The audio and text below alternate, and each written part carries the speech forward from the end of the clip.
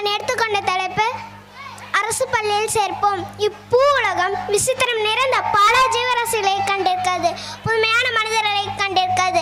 நானோ விசித்திரமானவன் அல்ல, புதுமையான மனிதனும் அல்ல. வாழ்க்கை பாதையிலே சர்வ சாதாரணமாக தென்படக்கூடிய ஜீவன் தான் நான். கற்கை நின்றே பிச்சை புகனும் கற்கை நின்றே என்றார் பாண்டிய மன்னன் அதிவீர ராம பாண்டியன். ஓதாமல் ஒரு நாளும் இருக்க வேண்டாம் என கூறுகிறது உலக நீதி. இளமையில் கல் என கூறுகிறது அவை பாட்டி. என படிப்பை உணர்ந்ததால் என் பெற்றோர் என்னை கஷ்டப்பட்டு தனியார் பள்ளியில் சேர்த்தார்கள். அங்கோ admission fees, term fees, school fees, bus fees, smart class fees என எண்ணற்ற ஃபீஸ்களை கேட்டார்கள். ஃபீஸ் கட்டுவதில் நான் நேரடியாக பாதிக்கப்பட்டேன், ஸ்ட்ரைட்டாகவும் பாதிக்கப்பட்டேன். என் தந்தை பேரோ கோடீஸ்வரன், ஆனால் நாங்களோ ஃபீஸ் கட்ட முடியாமல் தெருக்கோடியில் நிற்கின்றோம்.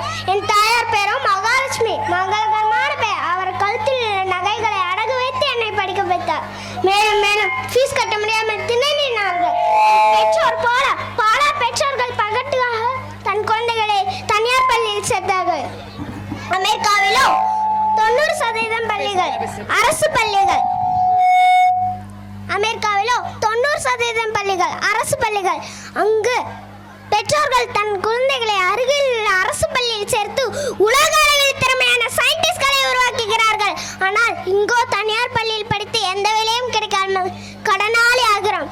ஆனால் எங்கள் குடும்பமோ என்னை தனியார் பள்ளியில் படிக்க வைத்ததா வறுமை என்னை வாட்டியது. சமூகத்தை யார்தான் மேம்படுத்துவது? வறுமை என் குடும்பத்தை வாட்டியது. வறுமை என்னை விரட்டியது. ஓடினேன் வறுமையின் எல்லை வரை ஓடினேன். இறுதியாக ஊராட்சி என்ற தொடக்கப்பள்ளி கவிழ்பாளையம் பள்ளி வாசலில் வந்து நின்றேன். பெட்டிக்கடை ஐயாவிடம் பசியார் மிட்டாய் கொடுங்கள் என்றேன். அவரோ போமா வெண்ண என்றார். இட்லி கடை ஐயாவோ எனக்கு உணவு கொடுக்க மறுத்துவிட்டார். அரசு பள்ளியில் 100 ஆண்டு ஆலமரமோ பாப்பா உள்ளே வா பாப்பா என அன்போடு அழைத்தது. காலை உணவு கிச்சடி என் மூக்கை தொலைத்தது. முதலமைச்சரின் காலை உணவு திட்டமோ எனக்கு சுவையான உணவு வழங்கியது.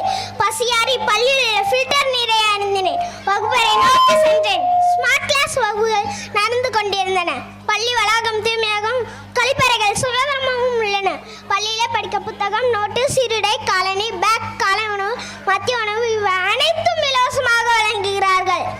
லலிதா டீச்சரோ எண்ணும் எழுத்தும் முறையில் பிள்ளைகளை விளையாட வைத்து கற்றுக் கொடுத்தார். ரூபா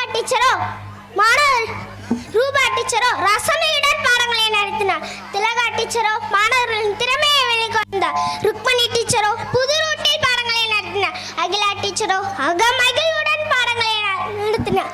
தலைமை ஆசிரியரோ நன்றாக படித்தால் வாழ்வில் மேன்மையடையலாம் என்று கற்றுக் கொடுத்தார். பள்ளியில் தவறு செய்தால் சுழலும் கேமராக்கள் நம்மை மாட்டிக் கொடுத்துவிடும் என உணர்ந்து என் வாளை சுருட்டி கொண்டு படிப்பை கவனம் செலுத்தினேன். அரசு பள்ளி வறுமையின் அடையாளம் அல்ல, பெருமையின் அடையாளம். அரசு பள்ளியில் சேர்ப்போம், நமது வறுமையை போக்குவோம். நில்ல. இப்போ நாங்கெல்லாம் தேவையில்லைங்க அவங்கள்ட்ட பேசுறதுக்கு. இந்த வாண்டுக்குட்டி போதும் அரசு பள்ளியை பற்றி சொல்கிறதுக்கு இல்லையா?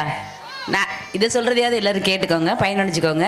இவ்வளவு சிறப்பாக உரையாற்றிய இந்த குழந்தையை பாராட்டி இந்த பொன்னாடியை போத்துகின்றேன். Thank you, welcome, super. அம்மாவுக்கு நன்றி சொல்லுங்கண்ணே.